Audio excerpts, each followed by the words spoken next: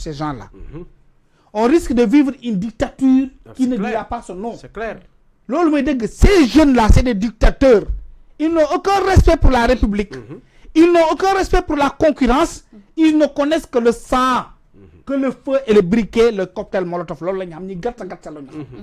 Quelqu'un m'a dit que ces gens-là, comme ils sont arrivés au pouvoir, c'est comme ça qu'ils comptent gouverner. Les propos tenus par Ousmane Sonko, tu le vois, mais Mouissahar, un premier ministre a besoin d'élégance. Sonko fu mu toll ni bu mu nekk opposition la gënoon rafet est-ce que xam ngeen loolu bu mu nekkoon opposition la gënoon jantal la gënoon brillant kanamam ci la ëppoon lumière ci la doon sol dara mu dàq ko maintenant il fait tout pour avoir tous les matins un tailleur nouveau mais jàpp ko parce que xol bi moo munul muñ li nga xam ne dund na ko le fait que nekkul président de la République da ko metti te du ko baal waa APR moom jàpp na ne waa APR ñoo ko tere nekk président de la République mais il faudra qu'il se libère de ce passé là Sonko n'a pas vécu ce que n'a pas vécu Nelson Mandela. Nelson Mandela a eu 26 ans de prison. Abdoulaye Wade a connu beaucoup d'années d'opposition, plusieurs fois la prison. Sonko n'a jamais été en prison. Jamais. Et je veux dire pourquoi ndax bu ñu ko yóbbee fii prison dafa tappale jooy ñu yóbbu ko fii ci pavillon spécial fa la nekkoon loolu prison non bu mu fa jëlee encore fii lañ ko yóbbu ay médecin am dar ko dimbali ko xamul prison xamul jafe-jafe opposition na gëm yàlla nangu li ñu jox Bassirou Diomaye Faye yàlla moo ko jox moom bu ko yàlla namalee président de la République que soit en 2050 2000 1 milliard d'années ainsi de suite devant nous bu ko bëggee nekk bu ko waree nekk dina ko nekk na xam ne réew mi moomu ko loi wu réew mi moomu ko mais il n'est qu'un employé pour le peuple sénégalais. Et quand tu dois être un employé comme pour le peuple sénégalais, nga xamné Bassirou Diomaye Faye bo amone ful la gi war bo amone fit bi war dakh na la yag na parce que mënul lool moy deug il a démontré ses limites. Il ne sait pas Sonko ne sait pas comme tu ne sais pas mais na nga yaru appeler les gens à la réconciliation il ne peut pas ñu des ak yow ba tey ñu àddu ci cadre yi nga xam ne nii moom yëkkati na ko plutôt moom Ousmane Sonko daan nañ ci dégg mu ne bailleurs yi demuñu daanaka dawuñu loolu question la woon boo xam ne ni rapport Cour des comptes ñu ne ko li nga xam ne ni moo di bailleurs yi dawuñu jibi bàyyi ma yeggal sama question mu ne bailleurs yi dawuñu wante daan xam ne ñu ngi fi des ba tey wax na it ci li nga xam ne ni moo di denrée yi dinañ ko gën a maîtriser loolee ndax nekkul ne dafa rek daanaka bëgg monopoliser wala sax surtout daanaka ak jéem a amadoué quelques Sénégalais ci kàddoom yooyu mu yëkkati. xam nga su ma xamoon ne nii la ko waxee woon encore ma vaar ko parce que moo fi taxaw ne bailleurs yi dem nañu di moo ko waxee démb di moo fi taxaw wax ko de moo fi taxaw ne bailleurs yi dem nañu fu ñu dem gars yi duñ leen jox dara parce que wax na waxu chiffre que ce pays est en ruine démb la ko wax matul ñetti weer barki démb El Malick ñëw ne ko gars yi dañu ñuy jiitu ci bailleurs yi dañu yàqal kon ana bailleurs yi xam nga Sonko il doit apprendre à respecter le peuple sénégalais,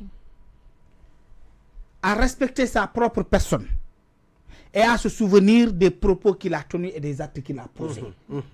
Ce qu'on deful du sorti. Sonko dafa wara ruus bopam. Jommale bopam yenn yi. Xam nga lan motax? Sonko mo taxaw fi ci Sénégalais yépp Parcelles Assainies tok. Ne aucun pays ne peut se développer avec les bailleurs, avec la Banque mondiale, avec le FMI. waxu ko fi Ousmane Sonko taxaw fi ne la France nous appauvrit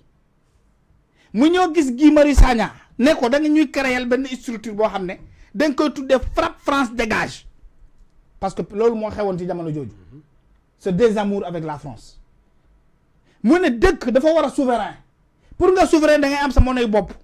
kan moo fi inventé Burok du moom moo ko fi inventé créer Burok nee na la monnaie locale moom dina ko essayer Ziguinchor fu mu mujjee sotti na Ousmane Sonko moo fi taxaw ma fàttali ko xale yi mu ne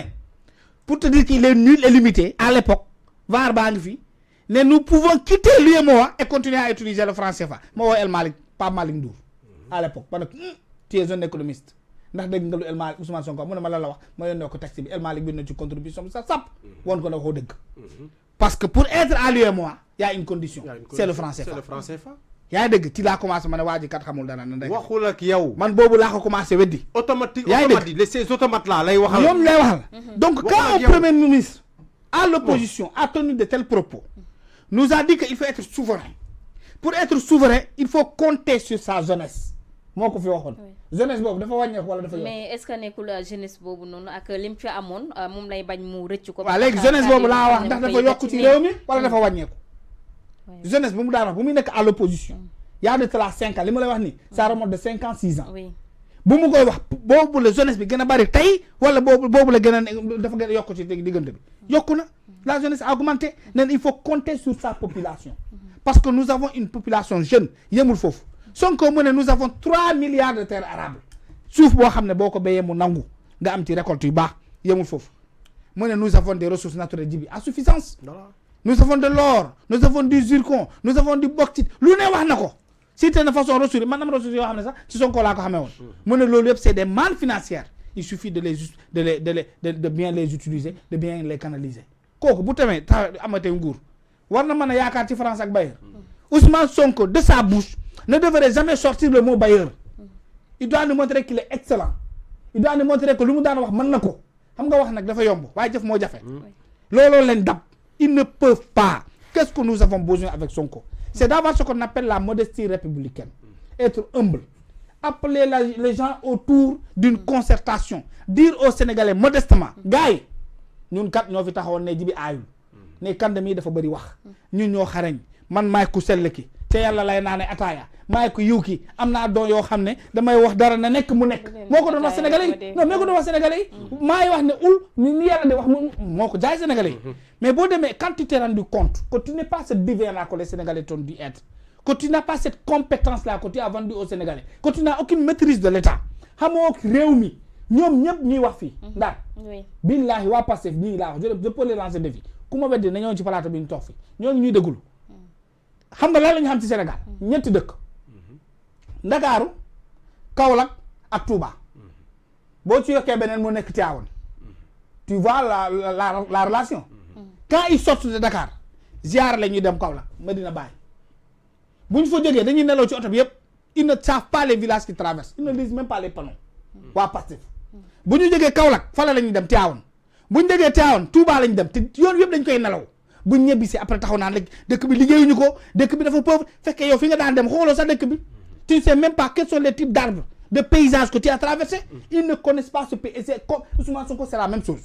c'est un gosse grandi à Thiès qui allait à Ziguinchor par voiture arrivé à Ziguinchor vacances lay def fa moins de 2 mois moins de 2 mois la fay def 2 mois la fay def vacances bu fa jógee Ndar la doon dem lu ëpp sax Ndar la daan dem jàngi alxuraan ci Ibadou Rahmani kooku la ñu fal quand il a eu le master il fait le concours direct emprisonné ici au ALENA def fi 4 ans xamul sax Dakar nu mu mel bu mu fa jógee liggéey la def bureau këram kooku lu mu am ci réew mi ce sont ces types de personnes-là que nous avons confié ce pays-là et pour travailler un pays il faut le connaître de fond en comble le connaître en termes d'administration sa subdivision administrative xam dëkk bi nan la juddowee comment est-ce que les régions ont grandi comment est-ce qu'on est passé de Ziguinchor de Casamance comme région ensuite Ziguinchor comme région ensuite Kolda Ziguinchor comme région Sédhiou comme région Ziguinchor à l'intérieur de la Casamance beaucoup ne savent pas que là sa Casamance demoon na ba Tambacounda xamuñu ko comment est-ce que les régions sont passées de 10 à 14 découpage c'est quoi le découpage administratif qu'est-ce qu'il a expliqué il vient il nous parle de pôle xawma est nord xamuñu dara ci lu ñuy def ci réew mi c'est ça la vérité et ils sont confrontés à cette réalité là qu'est-ce qu'il nous faut maintenant c'est la modestie républicaine cette modestie républicaine là elle nécessite maintenant une concertation qu'ils disent au Sénégal on pensait pouvoir savoir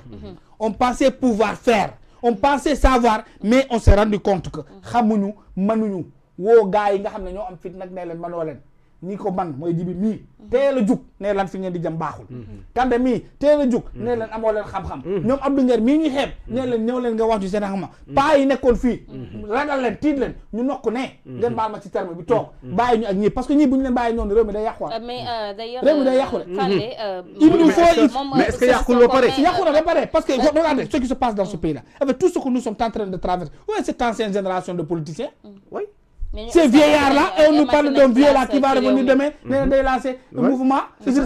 ça. Et vous pensez parce que japonais ne boy doxul, moom même il a observé. Xam na ne boy doxul baaxul mu naan xaar ma ñëwaat. Ñakko ne je pourrais profiter de ce qui ça ne marchera pas. Non parce que toog nañu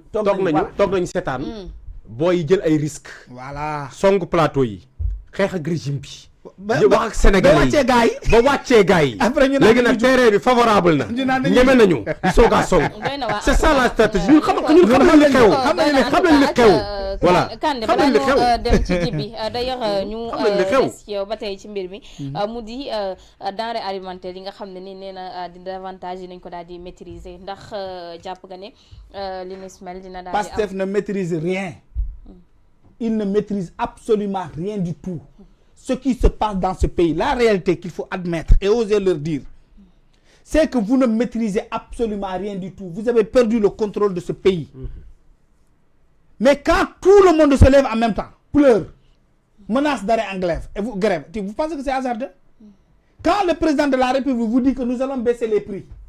comment est-ce que quelqu'un qui veut baisser les salaires peut annoncer la baisse, une réduction des prix de denrées de première nécessité? Quand on vous dit que ce pays est en ruine, tout est gâté, mënuñu yaa ngi dégg ñoo ko wax ñoo ko présenté comment est-ce qu'il peut baisser? Ils n'ont pas le contrôle du marché. tey diwlin bi dafa yokk tey jibi litre diwlin bu doon jar 1500 jóge woon ci 1100 francs 1200 temps il y a un mois mu dem ci 1500 tey bi ma demee ci boutique bi maa koy jëndee 1700 après naa la wax prix yi billahi wallahi wa taalahi les prix ont gonflé naa la wax prix yi Sonko parle à qui? Est-ce que Sonko sait ce qui se passe dans ce pays là? non jëndatul ceeb moo tax xamul lu ci dëkk bi nit ñaa ngi bëgg a dee madame les gens souffrent jibi dinañ del soit ci yow Kande léegi mu di kàddu yi nga xam ne ni moom